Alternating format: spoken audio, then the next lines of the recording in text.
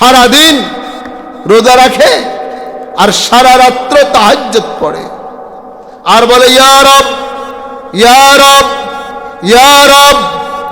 এভাবে বলতে বলতে দুই চোখের পানি যাইতে যাইতে দাগ পড়ে গেছে। আল্লাহর নবী বলে জামা যেটা গায়ে দিছে এটা সুদের টাকার, মুসল্লা নামাজ পড়তেছে ঘুষের টাকার, ফ্যানের তলে ফ্যান চালা নামাজ পড়তেছে জাল কবলার টাকার, হারাম টাকার। আন্না ইস্তেজাব, তার দোয়াও কবুল করা হবে না, নামাজও কবুল করা হবে না, কোনো ইবাদত কবুল করা হবে না। বলেন নাউযুবিল্লাহ। আলহামদুলিল্লাহি ওয়া কাফা ওয়া সালামুন আলা ইবাদিহিল্লাযীনা ইসতাফা।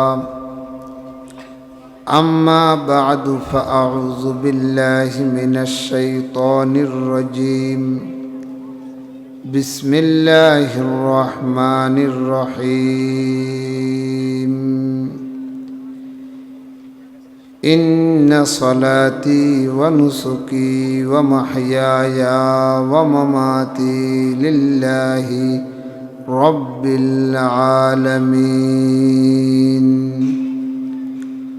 وقال تعالى إن الله يغفر الذنوب جميعا إلا أن يشرك به.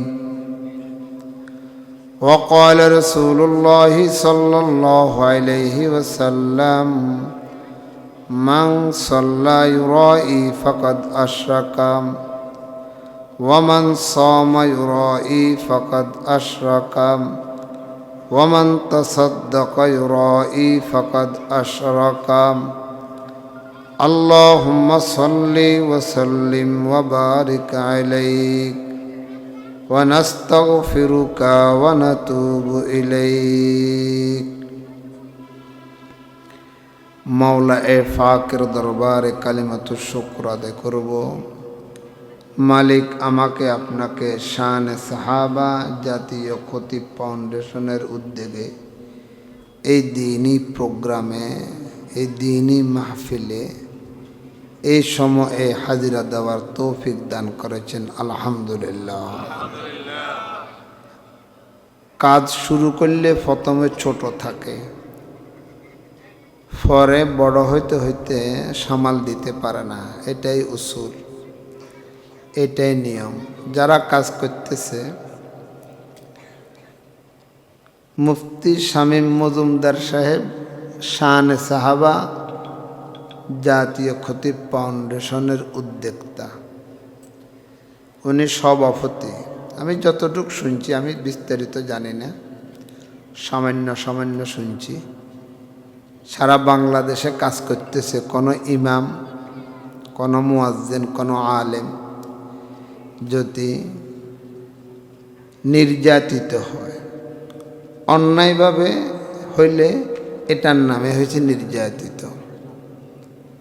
বেউসুলি যদি হয়ে যায়, এটার জন্য উলামায়ে কেরাম পদক্ষেপ নেওয়া জরুরি ছিল অতীতেও। কে হয় নন অফিসিয়ালভাবে নিছেন, এটা আমাদের সামনে নেই। এখন উনি কাগজে কলমে অফিসিয়ালভাবে সরকারিভাবে যা শুনছি আমি অল্প কিছুক্ষণের কারগুজারিতে, বাংলাদেশে অনেক জায়গায় আলেম ওলামা হেনস্থ হয়েছে, নির্যাতিত হয়েছে, তাদের পক্ষে বলিষ্ঠ ভূমিকা পালন করেছে। আলহামদুলিল্লাহ বলেন। এর সুবাদে এর ফলাফল ইনশাআল্লাহ হবে। আজকে না হইলে কালকে হইলে হবে। আজকে জাতীয় শানে সাহাবা কাউন্সিলের উদ্যোগে এই মাহফিল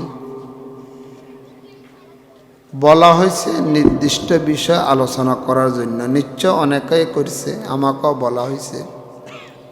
আমি এই সুবাদে আয়াতে কারিমা আর হাদিস তেলাওয়াত পাঠ করেছি। আল্লাহ এই কাজকে সামনে যেভাবে অগ্রসর হওয়া দরকার, এগিয়ে যাওয়া দরকার, যারা কাজ করতেছে হিম্মত সহকারে, ইখলাস সহকারে সামনে এগিয়ে নেওয়ার তৌফিক দান করেন। আমাকে বলা হয়েছে ইবাদত কবুল না হওয়ার শর্তসমূহ। মোল্লা আলী কারি রহমতুল্লাহ আলাইহি মিশকাত শরীফের শরহ মিরকাতের মধ্যে 5টা শর্ত লিখছে যে ইবাদত কবুল হওয়ার পূর্ব শর্ত। এই 5 শর্ত পাওয়া না গেলে নামাজ বলেন, রোজা বলেন, হজ বলেন, যাকাত বলেন, যেই কোনো প্রকারের ইবাদত বলেন, কোনো ইবাদত মালিকের দরবারে কবুল করা হবে না। কয়টা বলেন তো দেখি? 5টা। 1 নম্বর শর্ত শিরিক মুক্ত ইবাদত। বলেন তো কি বলছি? শিরিক মুক্ত ইবাদত। ইবাদত হবে ইখলাস সহকারে, একমাত্র কার জন্য? আল্লাহর জন্য। লোক দেখানো ইবাদত কবুল করা হয় না। কিয়ামতের ময়দানে সর্বপ্রথম 3 প্রকারের ব্যক্তিকে জাহান্নামে দিবে। একজন হইছে উলামায়ে কেরাম, দ্বিতীয়জন হইছে যারা শহীদ হয়েছে আল্লাহর রাস্তায় তারা, তৃতীয় হইছে যারা দান সদকা করছে তারা। উলামায়ে কেরাম মানুষকে ওয়াজ করত, নসিহত করত, কারি সাহেব কেরাত পড়ে শুনাইত, তাদেরকে জাহান্নামের দিকে নিয়ে যাওয়া হবে। কেন কেরাত পড়ছো, ওয়াজ করছো, নসিহত করছো? কম মানুষকে হেদায়েত করার জন্য। না, মানুষও তোমাকে বক্তা বলবো, এমামে আবল তাবল কথা বলি মানুষকে আকৃষ্ট করছো, দাওয়াত যেন আরো 3টা তোমার ভাগে আসে, এই জন্য তোমার ঠিকানা জাহান্নাম। এটা বুখারী মুসলিমের হাদিস। আর দাতাদেরকে বলবে কেন দান করছো? তোমার রেজামন্দির জন্য। তোমাকে মানুষ দাতা বলবে, সখী বলবে, দানশীল বলবে, এই জন্য তুমি দান করেছো। যা বলার দুনিয়াতে বলি ফেলছে, আর এখানে তোমার মা লাহু ফিল আখিরাতি মিন নসিব, তোমার ঠিকানা জাহান্নাম। এরপরে শহীদ যারা আল্লাহর রাস্তায় কল্লা দিয়ে শহীদ হয়ে গেছে, জান দিয়ে শহীদ হয়ে গেছে। কেন? দিন কায়েমের জন্য শহীদ হয়েছি। না, তোমাকে বীর পুরুষ বলবে, এই জন্য তুমি শাহাদাতের জন্য প্রস্তুত হয়ে জিহাদের ময়দানে গেছো, যা বলবার হয়ে গেছে, এখানে তোমার কোনো অংশ নেই। এই হাদিসের দ্বারা প্রমাণিত হইল যে কোনো ইবাদত কবুল হওয়ার পূর্ব শর্ত শিরিক মুক্ত ইবাদত। বলেন তো কি মুক্ত ইবাদত? এই বাবারা তোমরা কথা বলিও না, মেয়েরা কিনলে আসছো, তোমাদের তো সবক তো না, মেয়েরা চলে যাও, যাও ওই তোমরা ওই তোমাকে মা বোনেরা আসো, এখানে চলে যাও, যাও, একটা মেয়েও থাকিও না, যাও। শিরিক মুক্ত ইবাদত 1 নম্বর। আমি বিস্তারিত বলবো না। শিরকে জলি, শিরকে খুফি, বড় শিরিক, ছোট শিরিক, শিরকে আসগর, শিরকে আকবর, এগুলো বলবো না। অর্থাৎ যেই কোনো কাজ করব কার জন্য? বলেন ইন্না সালাতি ওয়া নুসুকি ওয়া মাহইয়ায়া ওয়া মামাতি লিল্লাহি রাব্বিল আলামিন। যত প্রকারের ইবাদত এই আয়াতের মধ্যে বলছে, দৈহিক ইবাদত, শারীরিক ইবাদত, মালি ইবাদত, হ্যাঁ, সব ইবাদত একমাত্র কার জন্য? আল্লাহর জন্য।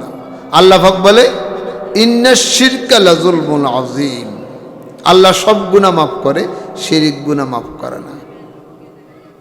বলে হুজুর শিরিকের সাথে ইবাদতের কি মিল? আমি একটা উদাহরণ দিই। আপনি ঘরে নামাজ পড়ছেন, সুন্নত বা ফরজ বা যে কোনো নামাজ পড়ছেন, 4 রাকাত নামাজ, আপনার সময় লাগছে 3 মিনিট। আপনি এই নামাজটা মসজিদে পড়লে সময় লাগে 6 মিনিট। আমার প্রশ্ন, ঘরের নামাজটা কার জন্য, মসজিদের নামাজটা কার জন্য? আপনি বলবেন দোনোটা আল্লাহর জন্য। দোনোটাই যদি আল্লাহর জন্য হয়, ঘরেরটা 3 মিনিট কেন, মসজিদেরটা 6 মিনিট কেন? আমার কথা বুঝছেন আপনারা? তাহলে ঘরেরটা মানুষে দেখে না, এই জন্য তাড়াহুড়া, আর মসজিদেরটা ইমাম সাহেবে দেখতেছে, মুসল্লিরা দেখতেছে, ছাত্ররা দেখতেছে, এই জন্য বড় গুরুত্ব সহকারে রুকু সিজদা। হ্যাঁ, আপনি ঘরে নামাজ পড়েন গামছা গায়ে দিয়ে, গেঞ্জি গায়ে দিয়ে, মসজিদে নামাজ পড়েন জামা গায়ে দিয়ে। ঘরের টাকার জন্য, মসজিদের টাকার জন্য। ঘরেরটা যদি আল্লাহর জন্য হয় ওইটা গামছা দিয়ে আর গেঞ্জি দিয়ে কেন, আর মসজিদেরটা জামা দিয়ে কেন? এই লোক দেখানো ইবাদত শিরিক। আল্লাহ নবী বলে মান সাল্লা ইউরাই ফাকাত আশরাকা। লোক দেখানো নামাজ শিরিক, লোক দেখানো রোজা শিরিক, লোক দেখানো সদকা শিরিক। শিরিক যুক্ত ইবাদত আল্লাহর দরবারে কবুল করা হয় না। আল্লাহ আমাদেরকে শিরিক মুক্ত ইবাদত করার তৌফিক দান করুন। একটা গেল। নম্বর 2, বেদাত মুক্ত সুন্নত যুক্ত। বলেন, বেদাত মুক্ত সুন্নত যুক্ত। নামাজ পড়া আল্লাহর হুকুম, তরিকা হবে মুহাম্মাদুর রাসূলুল্লাহ সাল্লাল্লাহু আলাইহি ওয়াসাল্লামের। আল্লাহ কইছে নামাজ পড়ো, কেমনে পড়বো বাতাইছে মুহাম্মাদুর রাসূলুল্লাহ। আল্লাহ নবী বলছে সল্লু কামা রাআইতুমুনি উসাল্লি। আমাকে যেভাবে দেখছো নামাজ পড়তে এভাবে তোমরা রুকু করো, সিজদা করো, এভাবে তোমরা কিয়াম করো, কোদা করো। যদি নামাজের ভিতরে তুমি চুরি করো, ইন্না আসওয়া আস-সারিক আল্লাযী ইয়াসরিকু সালাতা। ক্বালু ওয়া কাইফা ইয়াসরিকু সালাতা ইয়া রাসূলুল্লাহ? ক্বালা আল্লাযী লা ইউতিম্মু রুকুআহু ওয়া লা সুজুদা। এতে নামাজ চোর। নামাজ চোরকে নিকৃষ্ট চোর বলা হয়েছে। দুনিয়াতে যারা চুরি করে, টাকা পয়সা চুরি করে, তাদেরকে নিকৃষ্ট চোর বলে নাই। মা বোনেরা খেয়াল করে শুনেন। আর নামাজ চোরকে নিকৃষ্ট চোর বলেছে, কারণ যিনি দুনিয়ার চোর, টাকা পয়সা চুরি করে, সে আরেকজনের ঘর খালি করে নিজের ঘর পূর্ণ করে। আরেকজনের ঘরের টাকা, আরেকজনের পকেটের টাকা, আরেকজনের ঘরের মাল নিজের ঘরে আনে, সপ্তাহ 15 দিন 1 মাস ধুমধাম বাজার করে খায়। একটা হইলেও উপকার হয়েছে যে কদিন চলতেছে ভালো মতে বাজার সাজার করিয়া। এটা হইল দুনিয়ার চোর। আর নামাজ চোর নিজের পকেট খালি করে অন্যের পকেট ভর্তি করে, আতে হয়েছে নামাজ চোর। বলো হুজুর বুঝি নাই, এটা কি করলেন আপনি? নামাজ চোর নিজের জীবন শেষ করে, নিজের ইবাদত নষ্ট করে, শয়তানকে খুশি করে। তো নিজের পকেট খালি করলো, নিজের ইবাদত নষ্ট করলো, আর শয়তানকে খুশি করলো। এজন্য দুনিয়ার চোর অন্যের ঘর খালি করে নিজের ঘর পুরা করে। নামাজ চোর নিজের ঘর খালি করে অন্যের ঘর পুরা করে। এজন্য নামাজ চোরকে নিকৃষ্ট চোর বলা হয়েছে। কথা বুঝছেননি আপনারা? এজন্য নামাজ চোর নিকৃষ্ট চোর, এজন্য নিকৃষ্ট চোর বলছে। সে শয়তানকে খুশি করে সুন্নতবিহীন নামাজ না পড়িয়া। এজন্য ইবাদতের 2 নম্বর শর্ত সুন্নত যুক্ত। বলেন কি যুক্ত? সুন্নত যুক্ত, বেদাত মুক্ত ইবাদত হতে হবে। নবী কি হুব্বে সে হুব্বে খোদা হ্যায়, नबी की हुब्बे से हुब्बे खुदा है, नबी से कब खुदा जुदा है, कुल इन कुंतुम तुहिब्बुन अल्लाह गवाह है। এটা শুধু নামাজ নয়, যত প্রকারের ইবাদত আছে সব প্রকারের ইবাদতের ভিতরে সুন্নত থাকতে হবে, বেদাত মুক্ত হতে হবে। যে ইবাদতে বেদাত, এই ইবাদত ইবাদত নয়, এটা রসিকতা, এটা সামাজিকতা, এটা হচ্ছে লোক দেখানো ইবাদত, এটা ইবাদত নয়। যে ইবাদতে সুন্নতে রাসূল নাই।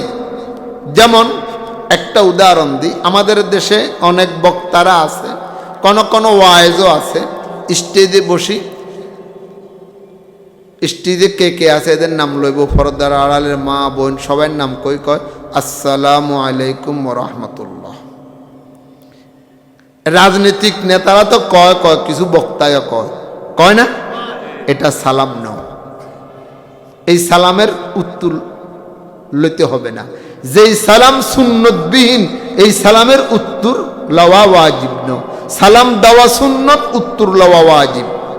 এই সালামের উত্তর লইতে হবে না। সালাম হলো আসসালামু কাবলাল কালাম, স্টেজে আসিয়াই সালাম, কথাবার্তার আগে। এভাবে ফোনেও আসসালামু আলাইকুম বেয়াই কি খবর, ভালো আছেননি? আসসালামু আলাইকুম কিরে বাবা, ভালো আছেননি? সালাম আগে, কথা পরে। কথা যদি আগে হয়, সালাম যদি পরে হয়, এই সালামের উত্তর লইতে হয় না। আজকে মাসালা শিখে রাখেন। কথা কি বুঝাইতে ফেলছি আপনাদেরকে? এভাবে ইবাদতের ভিতরে যদি সুন্নত যদি না থাকে, নামাজের ভিতরে যদি সুন্নত না থাকে, যে কোনো ইবাদতে যদি সুন্নত না থাকে, এটা ইবাদত না, এটা রসিকতা, এটা সামাজিকতা, এটা লৌকিকতা। আল্লাহ আমাদেরকে হেফাজত করুক। বলেন সুন্নত যুক্ত ইবাদত করার তৌফিক দান করুক, আমিন বলেন না। নাম্বার 3, হালাল যুক্ত হারাম মুক্ত। বলেন লা ইয়াকবালুল্লাহু তাআলা সারফান ওয়ালা আদলা মিন আকিলিল হারাম। হারাম খাবে আর সে নামাজি হবে, হারাম খাবে সে রোজদারি হবে, হারাম খাবে সে বড় বুজুর্গ হবে, ইবাদত বন্দি করে না। আল্লাহর নবী বলে মাশরাবহু হারামুন, মাতআমহু হারামুন, মালবাসহু হারামুন, আন্না ইউস্তাজাব। সারাদিন রোজা রাখে আর সারা রাত্র তাহাজ্জুদ পড়ে আর বলে ইয়া রব, ইয়া রব, ইয়া রব। এভাবে বলতে বলতে 2 চোখের পানি যাইতে যাইতে দাগ পড়ে গেছে। আল্লাহর নবী বলে জামা যেটা গায়ে দিছে এটা সুদের টাকার, মুসল্লা নামাজ পড়তেছে ঘুষের টাকার, ফ্যানের তলে ফ্যান ফেলা নামাজ পড়তেছে জাল কবলার টাকার, হারাম টাকার। আন্না ইস্তেজাব, তার দোয়াও কবুল করা হবে না, নামাজও কবুল করা হবে না, কোনো ইবাদত কবুল করা হবে না। বলেন নাউজুবিল্লাহ। হারাম খাইয়া ইবাদত করবেন, সারাদিন রোজা রাখলেন, ইফতার করলেন হারাম দিয়ে, সেহরি খেলেন হারাম দিয়ে, হুঁশিয়ার, কঠিন কথা। লা ইয়াদখুলুল জান্নাতা জাসাদুন গুজিয়া বিল হারাম। ওই শরীর জাহান্নামী, জান্নাতি নয় যে শরীরে 1 জর্রা পরিমাণ হারাম ঢুকবে। সামনের মাহে মোবারক আসতেছে। ও সুদী ব্যাংকে যারা চাকরি করেন তারা শুনেন, যারা সুদী এনজিওতে চাকরি করেন তারা শুনেন, যাদের ব্যবসা বাণিজ্য সুদের সাথে, তারা আজকে একটা মাসআলা শুনেন। হইতে পারে কাহার জন্য মাসআলাটা নতুন, একটা কঠিন মাসালা। আপনার ব্যবসা বাণিজ্য সুদের সাথে সম্পৃক্ত, আপনার লেনদেন সুদের সাথে সম্পৃক্ত, আপনার যত আমদানি আছে, যত আয়ের উৎস আছে, সবগুলা সুদের সাথে সম্পৃক্ত। আপনি রোজা রাখবেন, সেহরি খাবেন, ইফতার করবেন, এখন সুদ ছাড়া কোনো টাকা নেই, ঘুষ ছাড়া কোনো টাকা নেই, আপনি করবেন কি? মাসআলা শুনেন। সেটা হলো এই, আপনি রমজান মাসে কত টাকা খরচ করবেন? অনুমানিক রমজানের বাইরে খরচ হয় 30,000 টাকা, রমজানে আরো 20,000 টাকা ধরেন, মোট 50,000 টাকা খরচ হবে। কত? 50,000 টাকা আপনি কারোর থেকে ধার নেন, হালত নেন, করজ নেন। করজ নিয়ে করজের টাকাগুলো আপনি খরচ করেন। রমজান যখন শেষ হয়ে যাবে আপনি তাকে আপনার করজ দিয়ে দিবেন। আপনি যে ঋণ লইছেন, ধার নিছেন, দিয়ে দিবেন। কমাস কম রমজানটা আপনি ওই যে ধার নিলেন, করজ নিলেন, উদার নিলেন, এই টাকা দিয়ে আপনি চললেন। আপনার ওই চাকরি হারাম, ব্যবসা হারাম, এই টাকা রমজান মাসে ব্যবহার করবেন না। এটা একটা উসিলা, এটা একটা তরিকা, এটা একটা ফ্যাস, এটা শরীয়ত অনুমোদন দেয়। বলে হুজুর গুড়ি গাড়ি তো এক কথা, রমজানের পরে আমি করজের টাকা দিব, সেটাও তো সেই সুদের টাকা, ঘুষের টাকা। শরীয়তে বাঁচার জন্য এই মাসালাটা আপনাদেরকে ওলামায়ে কেরাম, বিজ্ঞ বিজ্ঞ ওলামায়ে কেরাম বাইর করছে। শরীয়তে এভাবে কিছু হুজুর ভিতরে কত রঙের ফ্যাস, আর ফ্যাস নইলে তো বাঁচতে পারবেন না, বেমার হয়ে মারা যাবেন। তো এভাবে ফ্যাস তাবাদ্দুলে মিলিকে তাবাদ্দুলে আইনকে লাজিম করে। নুরুল আনোয়ার একটা কিতাব আছে, আমাদের দর্শে নিজামিতে পড়ানো হয়। আল্লাহর নবী, এটা হাদিসের ঘটনা, হযরত বারিরা রাদিয়াল্লাহু তাআলা আনহার ঘরে মেহমান হলেন। দুপুর বেলা বারিরা আল্লাহর নবীকে রুটি দিলেন আর খেজুর দিলেন। গোস্ত ফাট করতেছে, গোস্তর গ্যারানো আসতেছে, আর গোস্ত তো উত্তরাইতে টকটক করে উত্তরার আল্লাহর নবীর কানে আওয়াজ আইছে। নবী দেখলে শুকনা খেজুর আর রুটি। কিরে বুঝি হিতিয়ে গোস্ত খাইবো, আমারে গোস্ত দিত না। আল্লাহ নবী বারিরা রে কিরে বারিরা, তুই বুঝি গোস্ত রুটি খাবি আর আমারে শুকনা রুটি আর খেজুর দিয়ে বিদায় করবি? আমার লা গোস্ত দে, আমি গোস্ত দিয়ে রুটি দিয়ে খাবো। নবী বলতেছে, বাড়িরে কয়, ইয়া রাসূলুল্লাহ, এটা তো যাকাতের মাল, লা তাহিল্লু লাকা সাদাকা ইয়া রাসূলুল্লাহ। আপনি তো নবী মানুষ, আপনি তো যাকাত খাবেন না, আপনার জন্য যাকাতের মাল হারাম, সদকার মাল হারাম। আপনি কিভাবে খাবেন সদকার মাল? কথা বুঝার জন্য বলতেছি। আল্লাহর নবী কল্লাকে সাদাকাতুন ওয়া লানা হাদিয়া। ও বারিরা, যে তোমাকে যাকাত দিছে, সদকা দিছে, এটা তোমার জন্য যাকাতের মাল, তোমার জন্য সদকার মাল। তুমি যখন মালিক হইয়া গেছো, মালিক হওয়ার পরে তুমি আমাকে দিবা, এটা এখন যাকাতের মাল আর সদকার মাল থাকবে না, আমার জন্য হাদিয়াতে পরিণত হয়ে যাবে। সুবহানাল্লাহ। হাত পরিবর্তন হওয়ার কারণে যাকাতের মাল হাদিয়া হয়ে গেছে। আমার কথা কি বুঝতে পেরেছি? রমজানে আপনি ধার নিয়ে, উদার নিয়ে, করজ নিয়ে চলেন, রমজানের পরে আপনি দিয়ে দিবেন, এ শরীয়তে এটার অনুমোদন করছে বাঁচার জন্য। তারপরও আপনার খাওয়াটা যেন হালাল হয়। এভাবে অন্য মাসেও করেন, মাসে মাসে হালাত তুলে চলেন, এরপরে মাসে দিয়ে দিন যদি পারেন। কথা বলতেছিলাম, হারাম খাইয়ে সিজদা করবেন।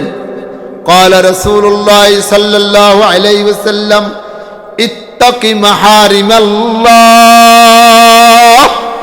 তাকুন আবাদান নাস।